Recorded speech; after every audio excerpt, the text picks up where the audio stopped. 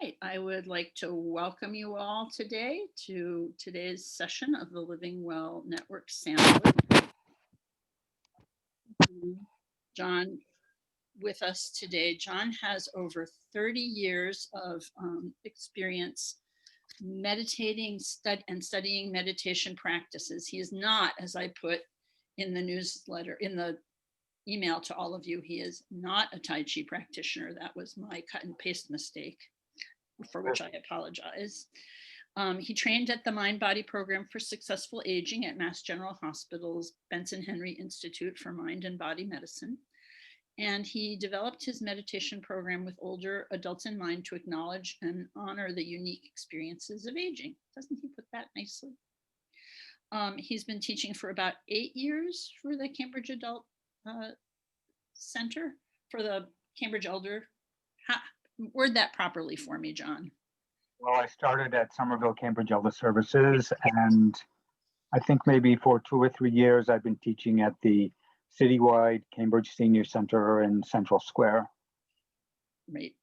And for 2 years for us, but 2 years interrupted by this pandemic that we're all experiencing. So having said all of that, I would like to introduce John Mercuri Dooley and have him take us away. Okay. First of all, I'd like to say that I'm working on a computer where the camera is at the bottom of the screen. It's a little disconcerting because I really can't really see you. But having said that, I'd like to start by talking just a little bit about the pandemic. This just came up right now today. I couldn't really relate to the phrase pandemic fatigue. I didn't really get it unless people were isolated and living on their own. I thought,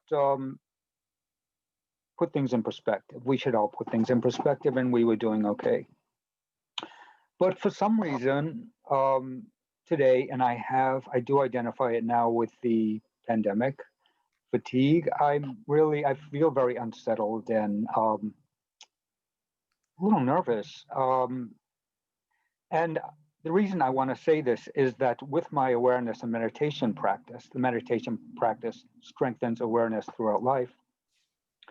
I was able to identify it. And as feelings and thoughts come up, I'm able to just link into my awareness and realize that they're only thoughts and feelings. And if you are having problems with the pandemic or anything else in life, as you progress in a meditation practice, you'll be able to do this yourself rather than sinking into sadness or anxiety or whatever it might be. So having said that, it's good to see familiar faces, and you will be familiar with everything I covered today. And that is because I want to focus on the people who are just learning about meditation and who want to know more. The hour will be divided into 2 sections. First, I will talk about the basics and about breath meditation. That's what I teach. And in the second half of the class, I'll focus on one of the foundations, or 3 of the foundations of meditation, of awareness, and those are generosity, gratitude, and love. And we'll practice 2 meditations, one on the breath and one on gratitude. So first, let me read about meditation in general. It teaches us to be aware wherever we are, so we can appreciate all the good things in life and not let the difficult things carry us away, as I was just saying about my experience today. We learn to weather the storms and not to be carried away by those storms as they appear in our lives. And in meditation, we concentrate on the most basic thing we do every minute of our lives, and that is breathe. We practice paying attention to the natural rhythm of our breathing. We don't change anything. We don't breathe more deeply. We don't try to regulate the rhythm so it's regular. We just breathe naturally and notice what the breath is, coming in and going out over and over again. What we are doing is training ourselves to be more aware of what's going on inside us and all around us all the time. When you begin meditating, One of the first things you'll notice is how quickly thoughts race through your mind and that the thoughts never seem to stop. And that's a challenge, specifically to not get stuck in those thoughts. At the same time, you don't try to push them away. You don't force anything in meditation. It's a general, gentle practice of being distracted and moving back to your awareness of the breath time and time again. You don't want to force anything. A typical meditation, I'd like to give an idea for those of you who don't meditate, what the experience might be before you do it, so you don't think that you're doing it all wrong. You're never doing it wrong. So your mind carries you away and you shift your attention back to the breath. You become aware that you've been carried away by a long stream of thoughts. You try not to let that bother you. You just come back to rest your attention on the breath. And I think rest is an operative word here. Some people, when they first learn to meditate, they get carried away and they get really tight even with their breath. Their chest might close, their throat might close, and they have anxiety about not being able to control the breath. So you always want to come back. Keep in mind that you gently want to rest your attention on the breath when you do come back from being distracted. Then you become aware that you don't like what you're doing. You didn't think this would be what meditation is. And here's something tricky. You make the commitment.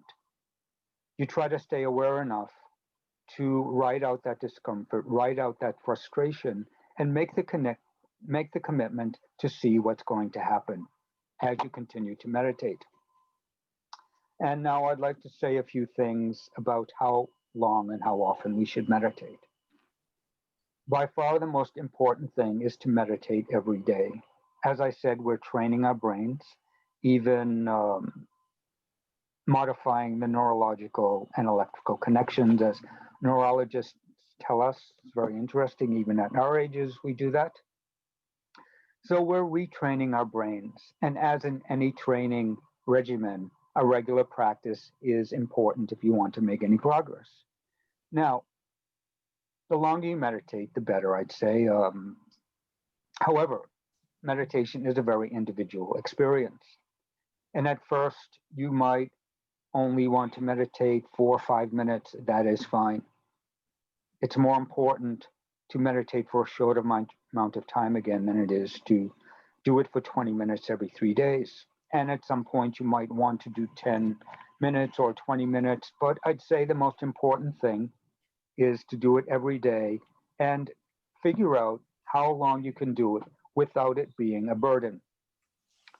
I try to exercise every day and I keep it to a half hour because I figured out that if I do it longer, it becomes a burden and I just don't do it. So I'd say maybe you want to apply that to meditation. If you're doing it, say, for 15 minutes, that's a long time at first. But if you decide to do that and you just really, really don't want to sit down and do it, try cutting back a little to 10 minutes or even 5. You don't want to be frustrated. Meditation shouldn't be that much of a burden, especially to start. You might have to push yourself to sit down and try to do that.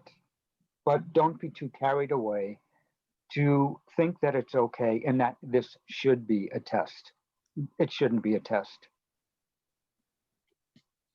Another point, as I'm already saying here, is that you never want to judge yourself. I think a few people here, a sentence that really stuck with them as they began learning is that there's no mistake in meditation. It's an awareness exercise. It is an exercise to help us in all of life. And in this exercise, the point is awareness. So once again, you see yourself telling yourself that you're making a mistake and you say, there I go, judging myself again. You just come back to the breath over and over again. I think I want to change the order here. Just bear with me for a second. Yeah, I'd like to do a meditation right now. So, and I'll talk you through this breath meditation. So, everyone, close your eyes.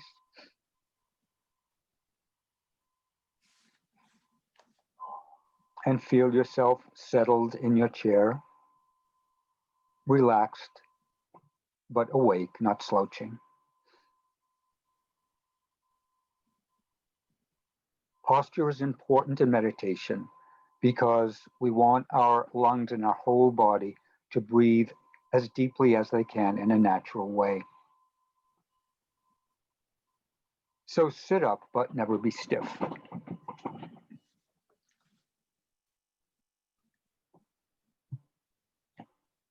Now release any tension in your face, your forehead, all around your eyes, your cheeks, your cheekbones, your jaws, your chin,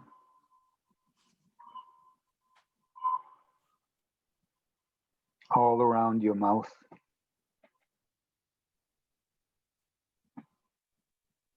inside your mouth, your tongue, your throat. Just breathe and let all that tension float away. Now your shoulders, let that tension drop down into the floor. Your arms all the way down to your hands and your fingertips.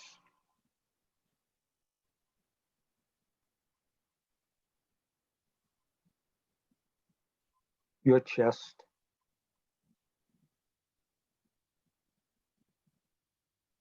your whole back,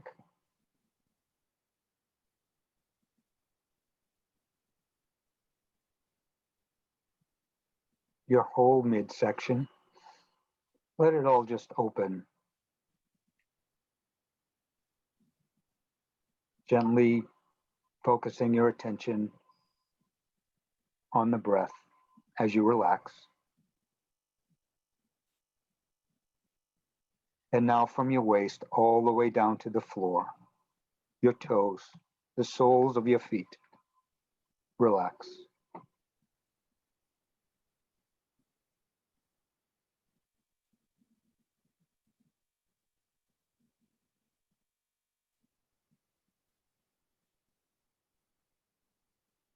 And now see if you can feel your whole body as one.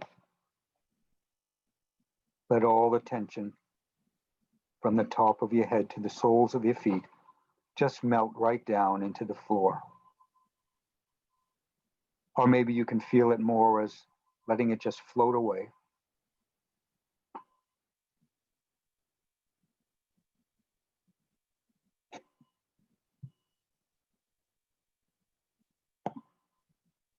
Now shift your attention completely to the breath. Breathing normally.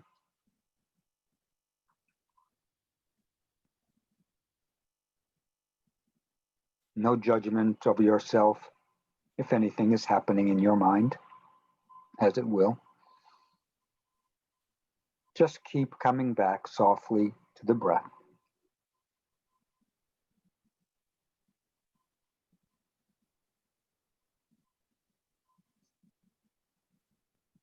You're breathing right now as you listen to me. I am breathing right now as I talk to you. We all know how to do it. The difference in meditation is you are concentrating on the breath. You are aware of something that we all take for granted, and something that sustains us, that is beautiful.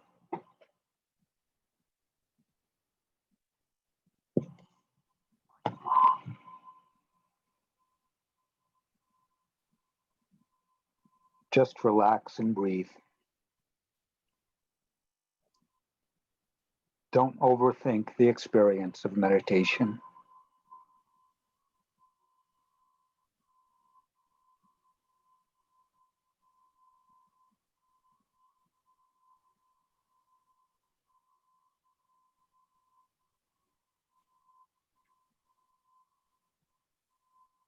If it seems really difficult to keep your eyes closed, you just want to stop meditating, that's a common experience. Make the commitment to sit here with us. And tell yourself, if this ever happens in your own meditations, that this is just a few minutes of your day, of your whole life.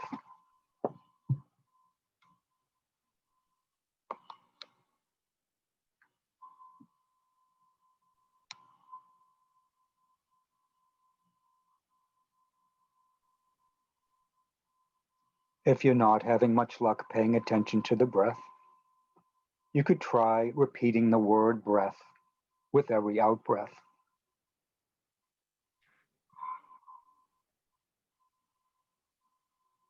This repetition can help focus your mind.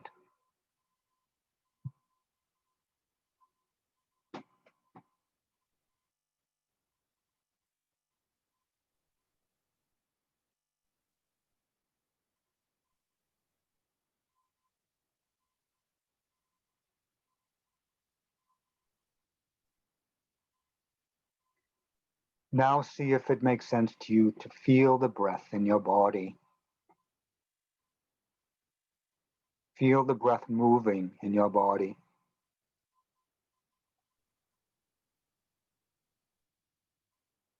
Not changing the rhythm or the depth of the breath.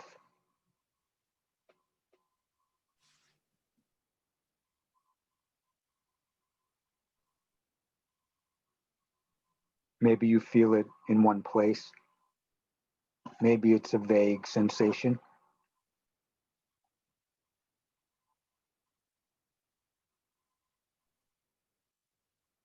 Many people pay attention to the breath a few inches below the navel, feeling that part of the body move in and out. This can be very calming and grounding.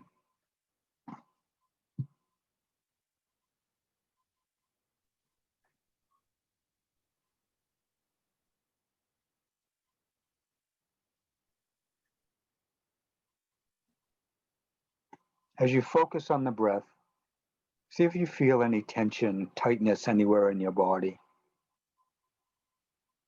Might be your forehead, your throat, or your chest, anywhere in your body.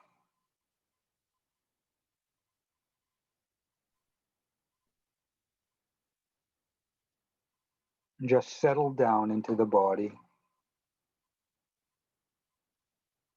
your body and the breath.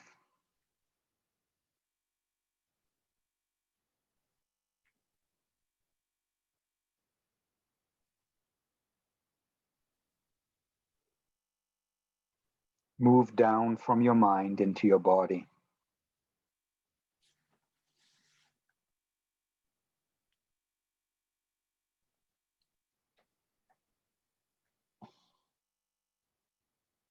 Breathing in, I calm body and mind. Breathing out, I smile. Dwelling in the present moment, I know this is the only moment.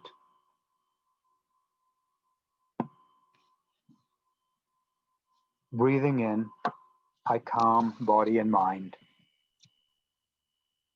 This line is like drinking a glass of water.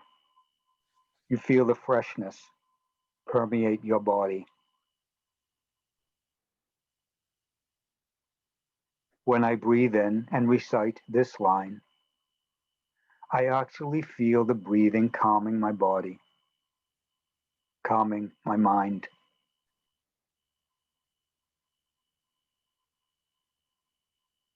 Realize the effect of a very gentle smile. A smile can relax all the muscles of your face.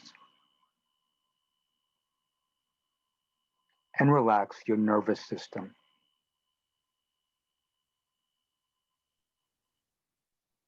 As your nervous system relaxes, your body and your mind can relax.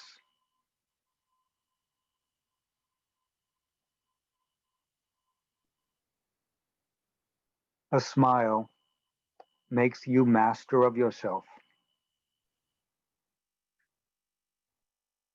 When you smile, you realize the wonder of the smile.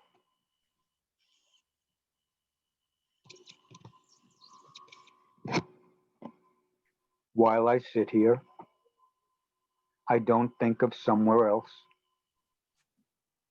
of the future or the past. I sit here and I know where I am.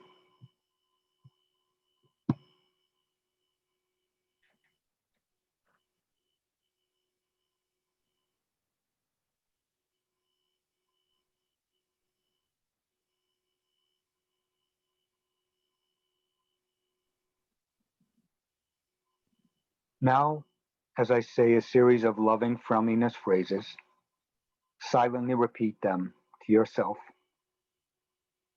Loving friendliness meditation is a very important meditation. It's designed to open your heart and strengthen your mind and build connections with the world around you. May I be grounded where I am.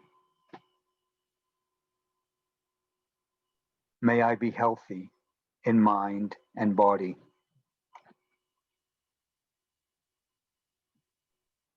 May I be filled with loving friendliness.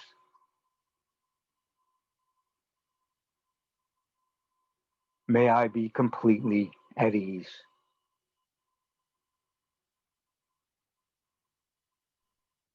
May all people be grounded where they are.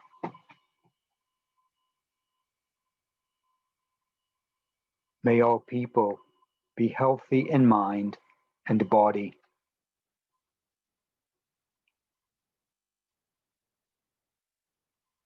May all people be filled with loving friendliness.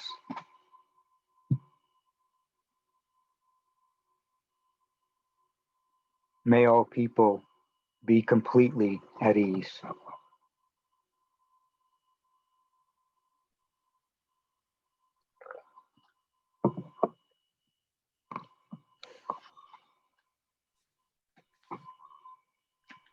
And now come back to the room, fully alert, and open your eyes.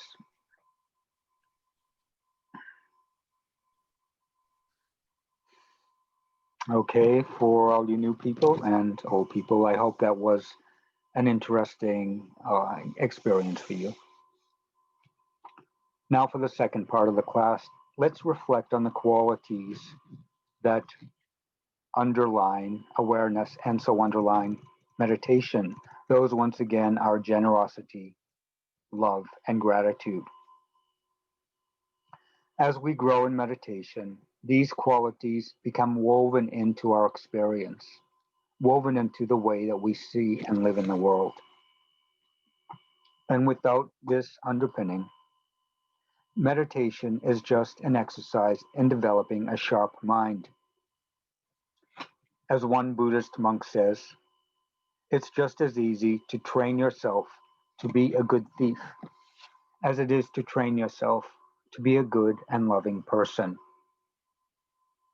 It's easy to misinterpret the word love in relation to awareness. There's a Tibetan word, zewa, that gives a broader understanding. As Dziga Nongtrun says in his book, Training in Tenderness, zewa is an infinitely malleable resource.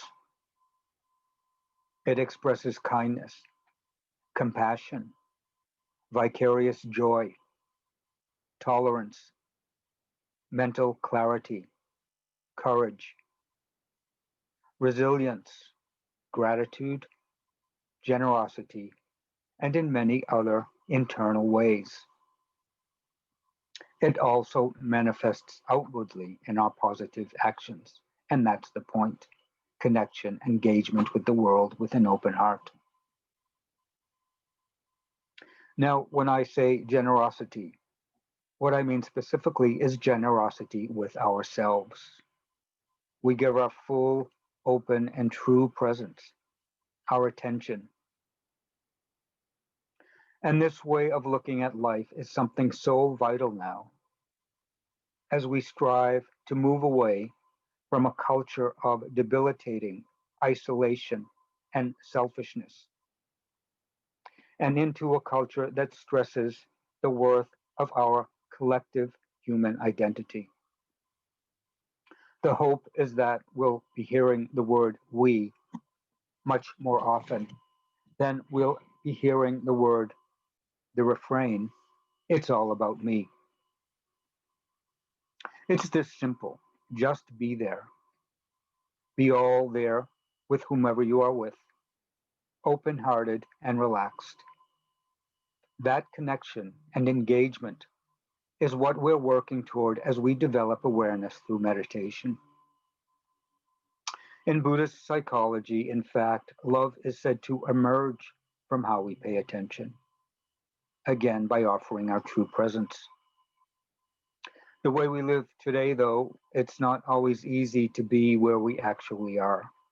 Our attention wanders, and many times we're not even aware that we're not really listening. A regular practice of meditation helps us to focus and settle our minds so we can be present and derive more satisfaction from every conversation and interaction we have. Now, in the first half of this class, I gave an example of awareness as we meditate. Now, I'd like to move on to talk about awareness in the rest of life. With that in mind, I'd like to give a dramatic, detailed description of an experience you might have had, even if less dramatically, at a children's holiday concert. They're coming up. You're on your way into the concert, and you naturally assume it will be just like last year's, with all the classes from the elementary school having a chance to play. It's always so cute. Then you walk into the gym where the performance is, and there are kids you notice from about 7 to 17 years old, and you start to put two and two together. Then you look at the program, and you almost groan. It's clear that the elementary classes, middle school, and high school classes will each have their own turns, and you think, oh my God, this is going to be a long night. So you move on to find seats, and you get frustrated because you're moving all the way back to the back, and you know that wouldn't have happened if your partner didn't always take so long getting out of the house. So now you're annoyed with your partner. Then after a half hour, you turn to your partner, even though still you're annoyed after a half hour, and you whisper, we're only halfway through the program. It's so hot in here. This is torture. You try to relax and enjoy your time. But when it takes about 10 minutes to fix a program with the sound system, your patience is wearing really thin. And then people pull out their phones. It drives you crazy when people are glued to their screens. So an hour and a half later, the concert still isn't over, you're tired, and you begin judging the music teachers for expecting the kids and their loved ones in the audience to sit still for so long. And you see the babies in the room, in the auditorium now really crying, getting impatient as they should. Now, imagine if during those 2 hours, every time you had one of those disturbing thoughts or emotions, you immediately became aware of it and said to yourself, okay, whatever, there's a thought. And you didn't let it take on a life of its own and keep spinning in your mind. As you develop a meditation practice, this rationality, calmness, and focus will be a more typical experience. It becomes easier to restore your balance and keep your balance in the first place. And you also learn that for support, Your body and your breath will always be there. Anytime you like, you can take a minute, even while you're talking to someone, to focus on a few breaths and just settle down into your body. This awareness, this breath, the body are something to be grateful for. Okay, why don't we meditate again? This time we'll meditate on gratitude. Some of you will be familiar with this meditation.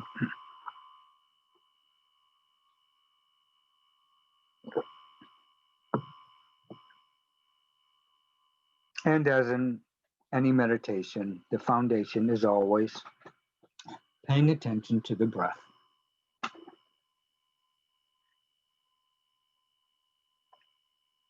Once again, settle into your bodies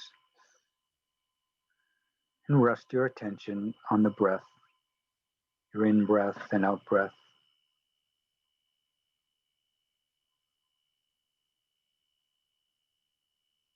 Feeling a gratitude for breath.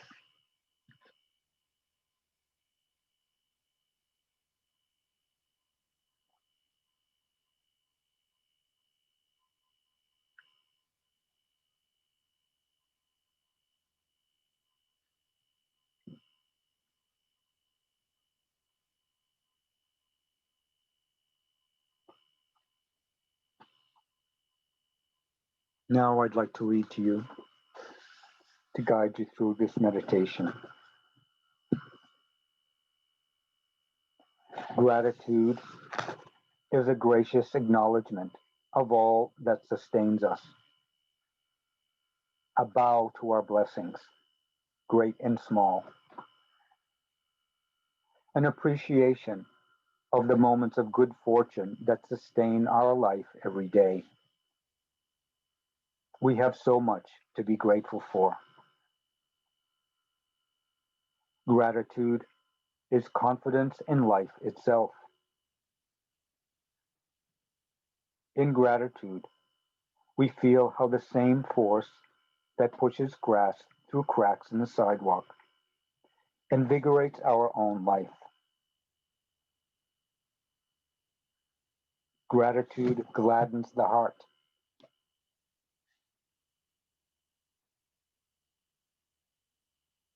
It is not sentimental, not jealous, nor judgmental. Gratitude does not envy or compare.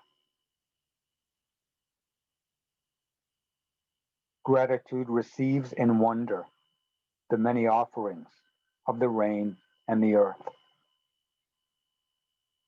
the care that supports every single life.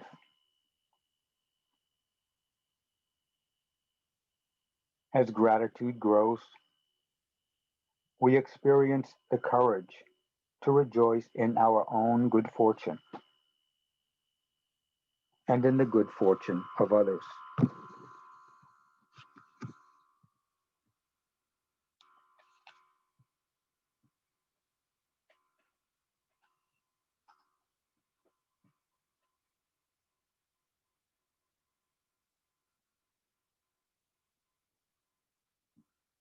Settle in your body and rest your attention on the natural rhythm of your breathing, each in breath and out breath.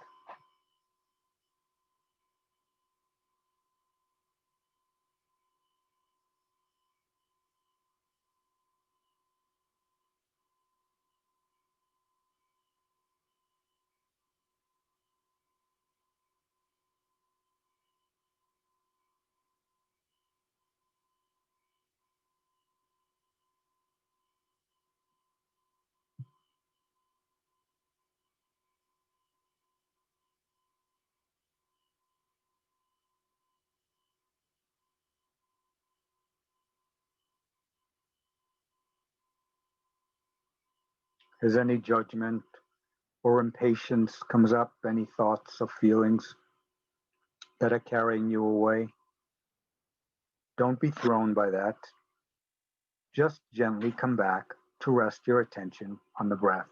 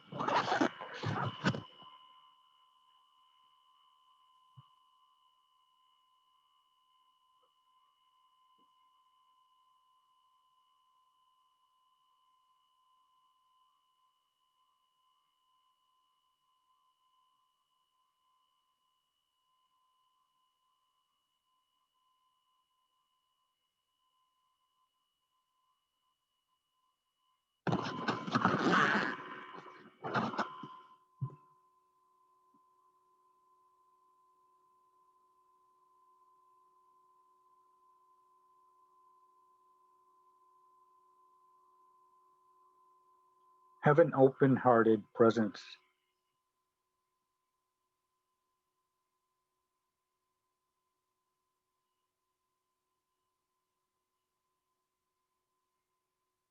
As you focus on the breath.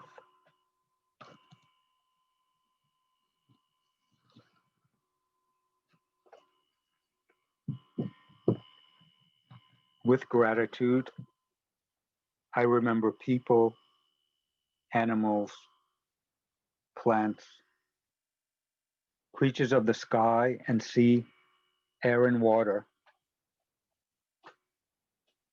all whose presence blesses my life every day.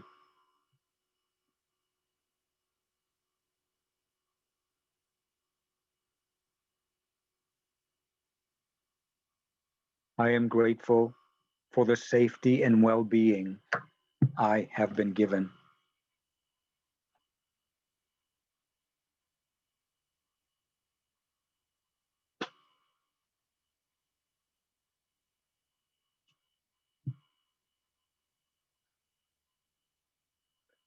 I am grateful for the blessings of this earth I have been given.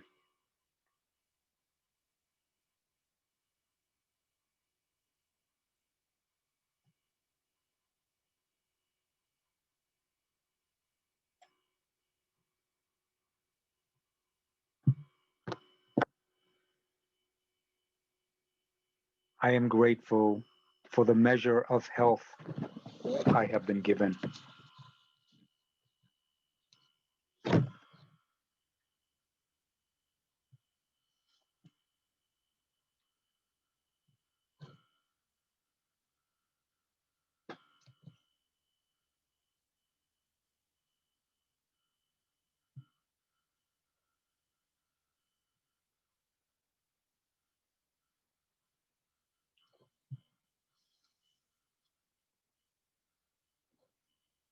I am grateful for the community I have been given.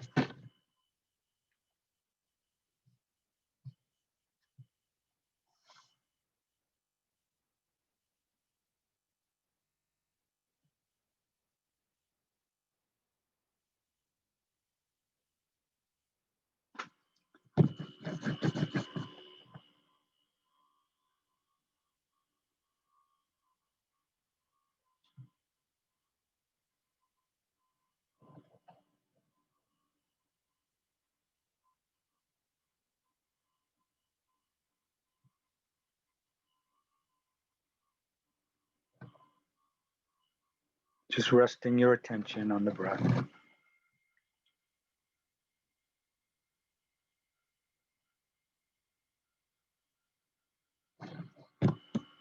I am grateful for the teachings and lessons I have been given.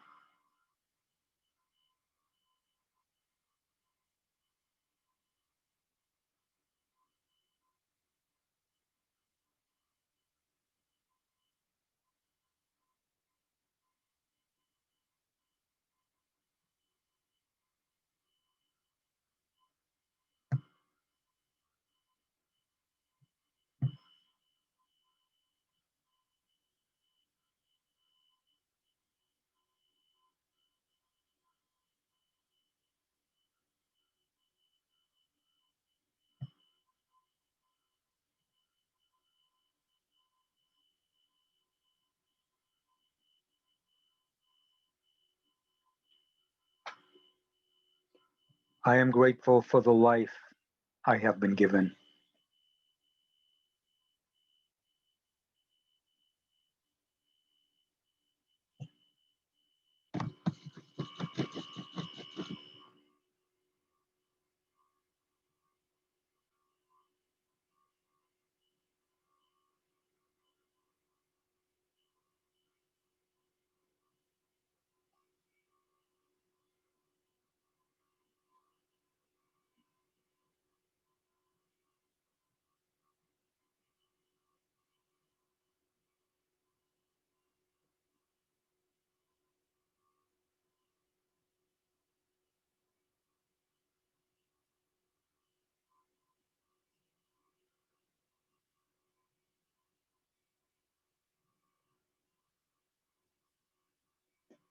I am grateful for what I can give to you.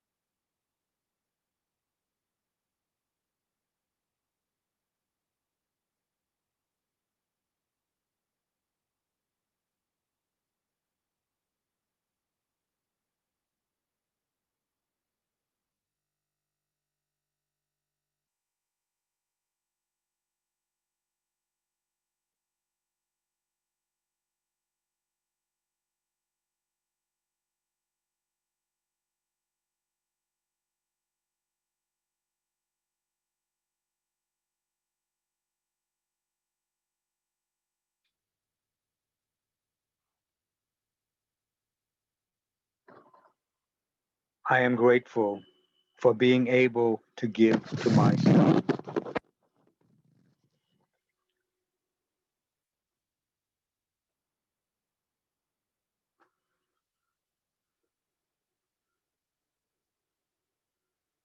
Just feeling the breath move gently in the body, in and out.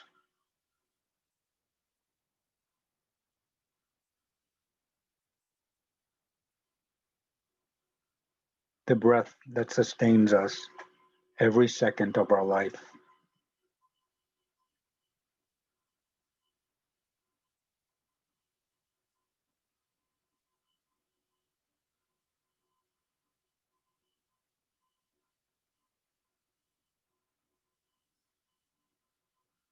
I am grateful that all people can give to each other.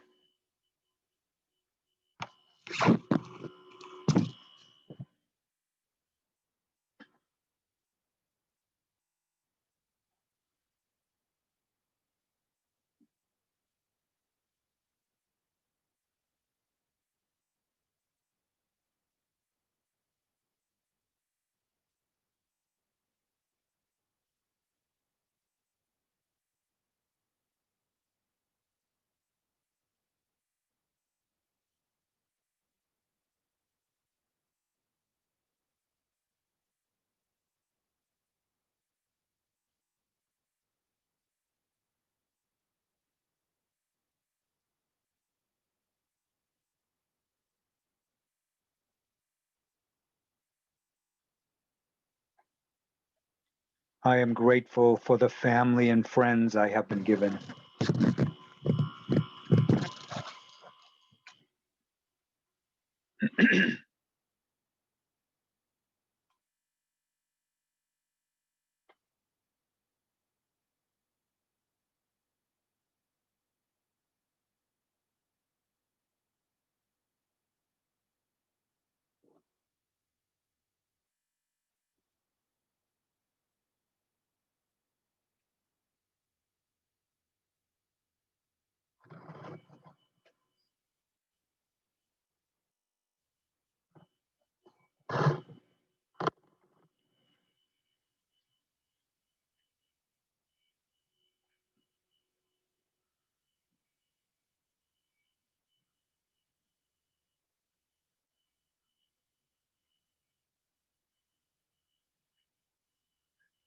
I am grateful for our safety today.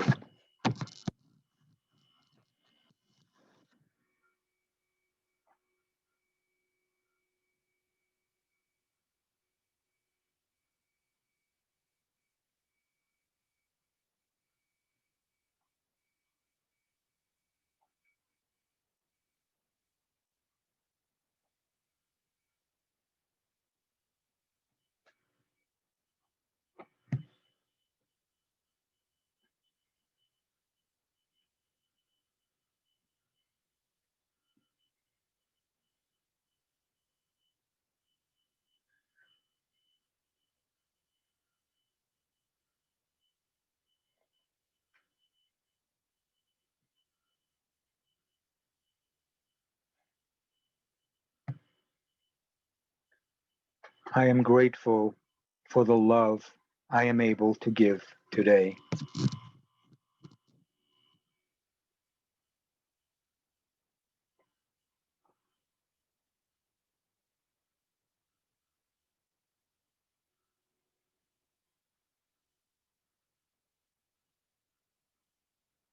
Just feeling the breath in the body.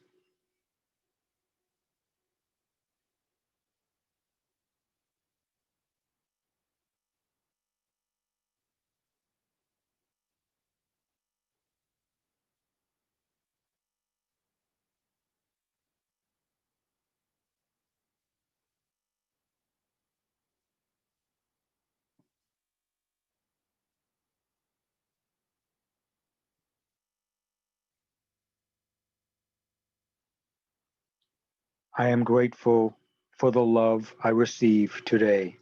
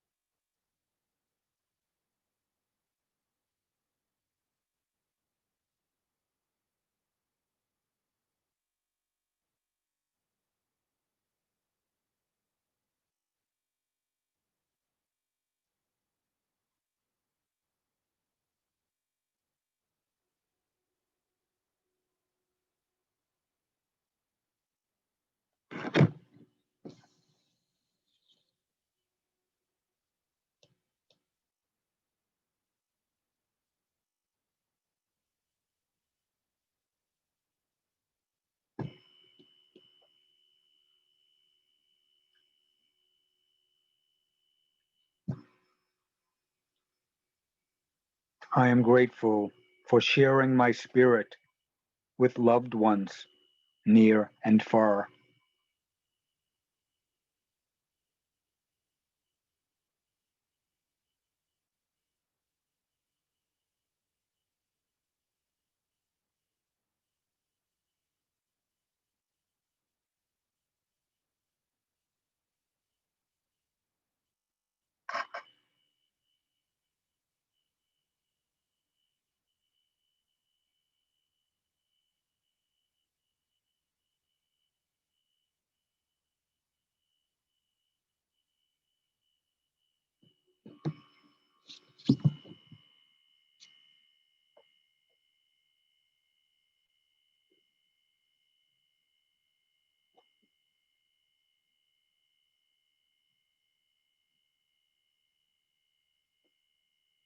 I am grateful for sharing my spirit with all people.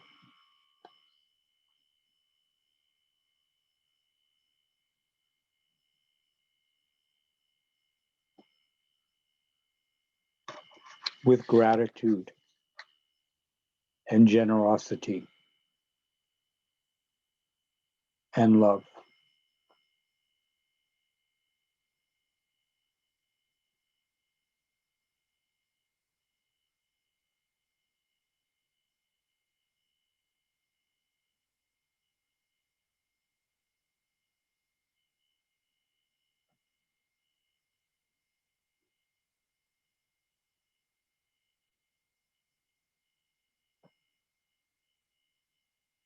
And now for a few minutes in silence, just feel the body, feel the breath as one.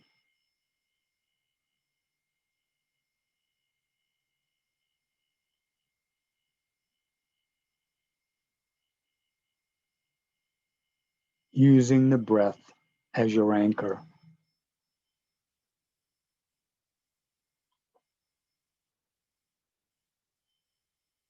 You can always use the breath as your anchor in difficult moments.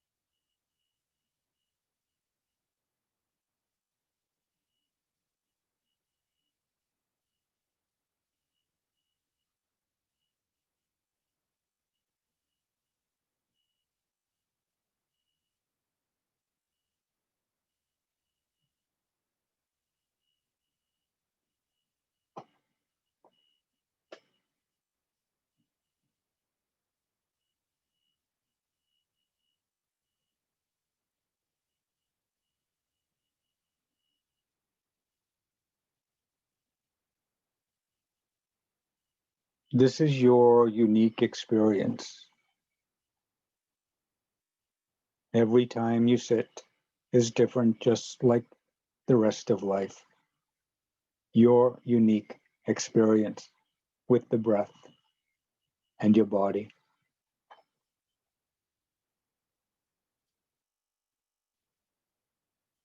And now, with alertness and relaxation, we can open our eyes and come back to the room.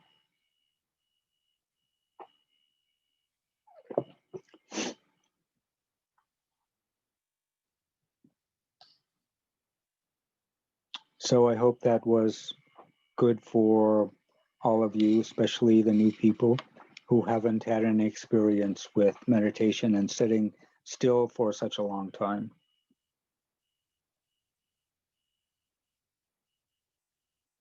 Kathy, did you want to add something here?